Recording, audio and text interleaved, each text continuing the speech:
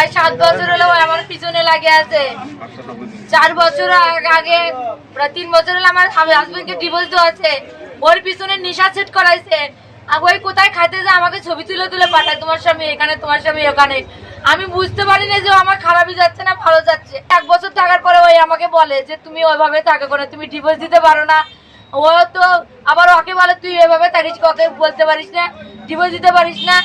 পরে ওকে এমন উপক্রম করছে আমার বাড়িতে যে ভাঙচুর করে আমি একে ডিভোর্স দেই। ডিভোর্স দেওয়ার পরে এর সাথে আমার রিলেশন হয়ে যায়। রিলেশন আর 4 বছর, ওই 4 বছর ঢাকায় আমার বাসা ভাড়া করে রাখছে। আমাকে একটা কাগজ নিয়ে যা স্বাক্ষর করেছে, বলছে আমার হাজবেন্ড হয়, সে কাগজ লুটপাট করছে। ওই লোক কি করছে ও ভালো জানে। বলছে আমার মেয়ে আছে, মেয়েকে না বিয়ে দেওয়া পর্যন্ত আমি তোমাকে বিয়ে করতে পারবো না। কোন ডাক্তার? শিপা মেডিকেল, উল্লাবাজারে।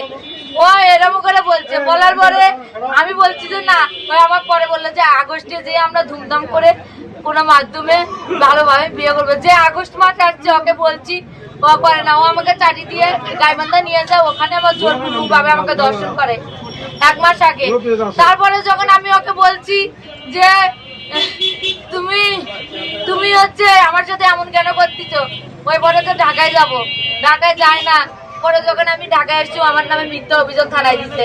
মিথ্যা অভিযোগ থানায় দেওয়ার পরে আমাকে বললো যে আমার প্রথম ভাইয়ের স্বাক্ষর নিতে হলে আমার কিছু করতে হবে, বা তুমি তোর কি করার তুই কর। আমি আইনের মাধ্যমে গেছি ভাই, আইনের মাধ্যমে গিয়ে ওই 5 দিন জামিনে, হাইকোর্ট থেকে জামিনে নাকি সারাপে জামিন দিয়ে আসছে হাইকোর্ট থেকে।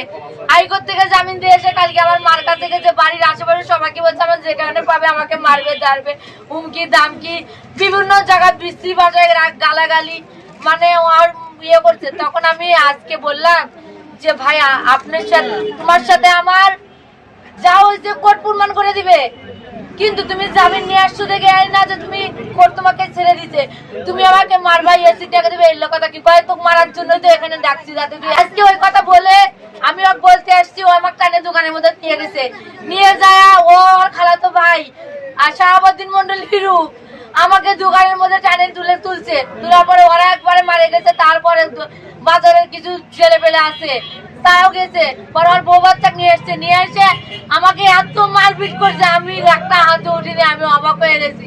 আমি আপনাদের কাছে বিচার চাই। ওই এত কিছু করার পরেও জামিন পাইলো, পাওয়ার পরেও আমাকে এভাবে ডেকে নিয়ে এসে কেন আমাকে দোকানের মধ্যে তুলে আমাকে কেন হচ্ছে মারপিট করলো। আমি এর সুস্থ বিচার চাই আপনাদের কাছ থেকে। প্রশাসনের দৃষ্টি করছি কেন কেন দিচ্ছেন আইন নাই, কেন আজকে আমাদের মতো নিরীহ ব্যক্তিদের এভাবে কাঁদতে হবে, কথা বলতে হবে। আমি তো তার কিছু করি নেই। আমার কিছু করার থাকলে আমি ওর আগে বাড়িতে অনার্সের মাল করতাম, আইনের আশ্রয়ে যাইতাম না। আমি আইনের আশ্রয়ে প্রথমে গেছি, ওর ওইটা ইস্যু করে আমাকে আজকে দোকানের তালে